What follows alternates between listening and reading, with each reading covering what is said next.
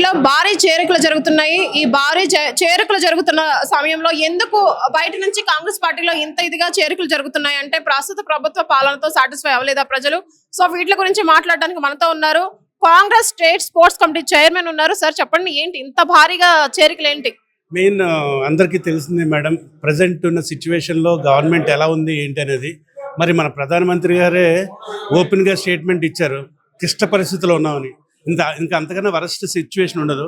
12 సంవత్సరాల నుంచి కూడా బీజేపీ గవర్నమెంట్ అధికారంలో ఉండి కూడా క్లిష్ట పరిస్థితుల్లో ఉన్నామని అంత ధైర్యంగా చెప్తున్నారంటే మరి ప్రజల్ని ఏ తోవలో తీసుకెళ్దామని అనేది ఎవరికి అర్థం కావడం లేదు.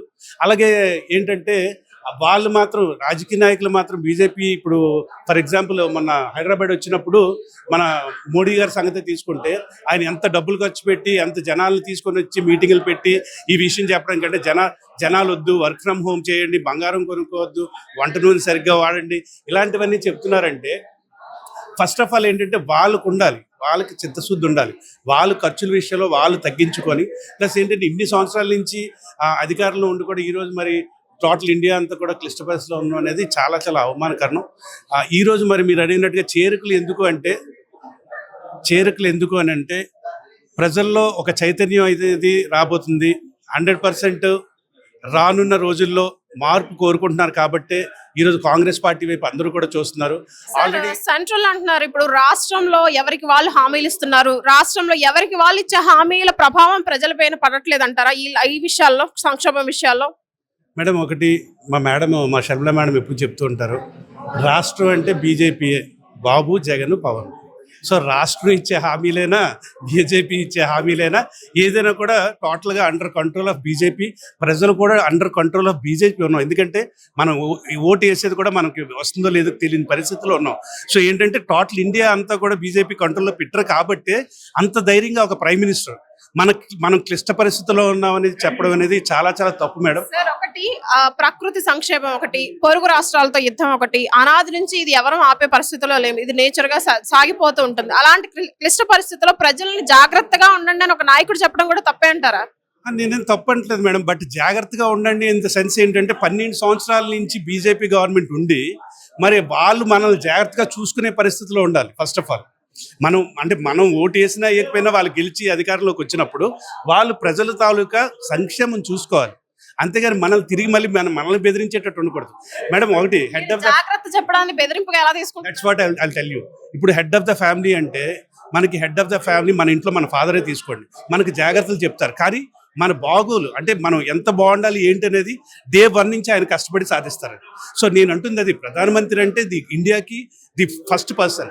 సో ఆయన మన బాగోగులు చూసి మన సంక్షేమం చూసుకోవాలి, కానీ మనకి తిరిగి బెదిరించకూడదు.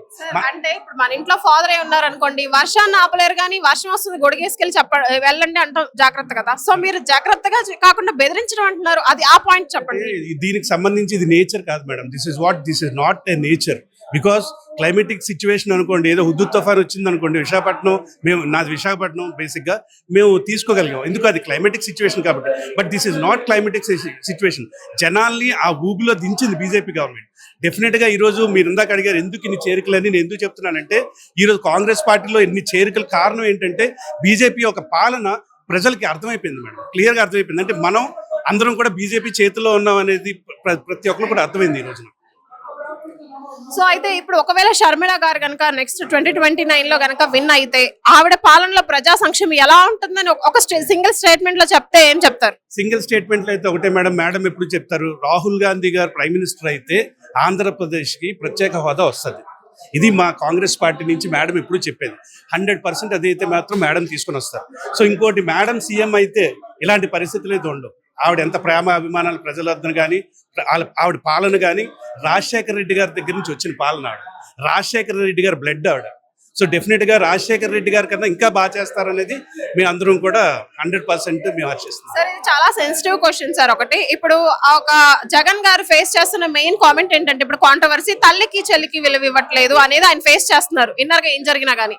అదే బాణం ఇటువైపు తిరిగితే ఒక అన్నకి వాల్యూ ఇవ్వలేని ఒక శ్రీమూర్తి మరి ప్రజలకి అవసరాలకి వాల్యూ ఇస్తారా అంటే ఆవిడ సైడ్ నుంచి పాజిటివ్ గా ఆలోచిద్దాం. అంటే నాకు అర్థం కాలేదు. ఒక అన్నకి వాల్యూ ఇవ్వలేని ఒక స్త్రీమూర్తి, ఒక సోదరి ప్రజల అవసరాలకు వాల్యూ ఇస్తారంటారా? క్వశ్చన్ మీరు రివర్స్ అడిగారు. ఓకే, ఇప్పుడు అదే జగన్ గారు మేడం గారు విలువ ఇచ్చిన, రెస్పెక్ట్ ఇచ్చిన యాజ్ ఎ సిస్టర్, అంటే ఒక లేడీగా ఒక సిస్టర్గా అభిమానించి ఆదరించి ఉండుంటే ఇలాంటి పరిస్థితి రాదు. మీరు రివర్స్ లో క్వశ్చన్ అడిగారు అంతే. ఒక బాణం అటు సంధించినప్పుడు అదే వేలు ఇటు కూడా చూపిస్తుంది కదా సార్, రెండు వైపులా బ్యాలెన్స్డ్ గా. బట్ హియర్ ఏంటంటే ఎప్పుడు కూడా అన్న స్థాయి అనేది పెద్దది. ఇందాక మనం ఫ్యామిలీ కోసం మాట్లాడుకున్నాం, ఫాదర్ కోసం ఎలా మాట్లాడుకున్నాం, ఇక్కడ అన్న చెల్లి వచ్చినప్పుడు అన్న స్థాయి పెద్దది. అన్న ఎప్పుడు తగ్గి చెల్లిని ప్రేమించినప్పుడు ఆ ప్రాబ్లం రాదు. చెల్లి ఎప్పుడు కాదనుకోదు మేడం, నాకు చెల్లి ఉంది, మా చెల్లి నన్ను కాదనుకోదు, బట్ నేను కాదనుకోవచ్చు. There is a possibilities in India అంతే. సరే, okay sir, personal question, future లో అన్న చెల్లెళ్ళు కలిసిపోయే అవకాశాలు ఏమైనా ఉన్నాయంటారా? అన్న చెల్లెలు కలుస్తారా కలరా అనేది కాదు, కానీ జగన్ గారు రాజశేఖర్ రెడ్డి గారు కుమారుడు, మేడం కూడా రాజశేఖర్ గారు కుమార్తె, అన్న చెల్లి. ఆ కాన్సెప్ట్ వాళ్ళు కలుస్తారా కలరా అనేది అది నాకైతే సంబంధం లేదు. It's totally personal. Okay sir, ప్రస్తుత కూటమి ప్రభుత్వంలో మీకు బాగా మైనస్ అనిపించిన ఒక పాయింట్ చెప్పండి. ఇలా అస్సలు జరిగి ఉండకూడదు ఈ పాలనలో, వీళ్ళు ఇలా చేసి ఉండకూడదు అని. బాగా మైనస్ అనేది కాదు, కానీ అన్ని మైనస్ లేదు. బాగా మైనస్ అనేది లేదు, ఎవ్రీథింగ్ ఇస్ మైనస్. బికాస్ ఒకటి చెప్తాను, ఆయన రాజధాని మీద పడ్డారండి ఫస్ట్ నుంచి. అంటే వైఎస్ఆర్సీపీ వాళ్ళు కూడా చెప్తుంది అదే. కేవలం చంద్రబాబు నాయుడు గారు ఏంటంటే రాజధాని క్యాస్ట్.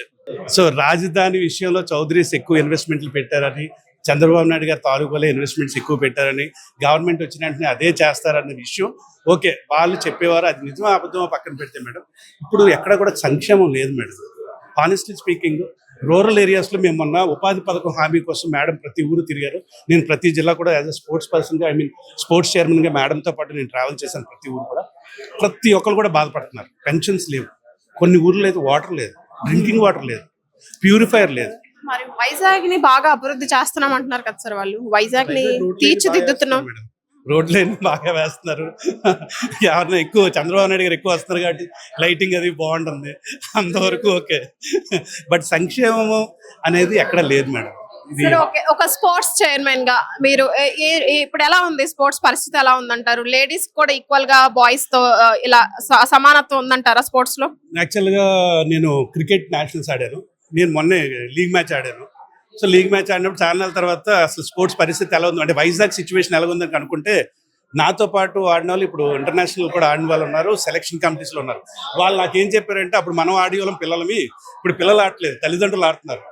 వై? బికాస్ లంచ్ వేస్తే కానీ సెలక్షన్ కమిటీలో ఉండట్లేదు. అలాంటి పరిస్థితి ఉంది. ఈవెన్ నేను డిస్ట్రిక్ట్ టీంలో లంచ్ వేస్తే కానీ డిస్ట్రిక్ట్ టీంలో వేయట్లేదు. సో పిల్లల కన్నా పేరెంట్స్ ఎక్కువ ఆడుతారు. నాది 5 lakhs అయితే మా 10 lakhs అని చెప్పి. సో అలాంటి సిచ్యువేషన్ ఉంది స్పోర్ట్స్ కూడా. Okay sir, thank you sir. So కూటమి పాలన ప్రజారంజకంగా జరగట్లేదు. వైఎస్ షర్మిలారెడ్డి గారికి కనుక అవకాశం ఇస్తే వైఎస్ జగన్మోహన్ రెడ్డి లాగా కాకుండా వైఎస్ రాజశేఖర్ రెడ్డి గారి వారసురాలు అవుతుంది, ఆయన ఆశయాలకు తప్పనిసరిగా వారసురాలు అవుతుందని చెప్తున్నారు. సో వీడియో జర్నలిస్ట్ కిరణ్ తో అనుష, ఆంధ్రప్రభ, విజయవాడ నుంచి.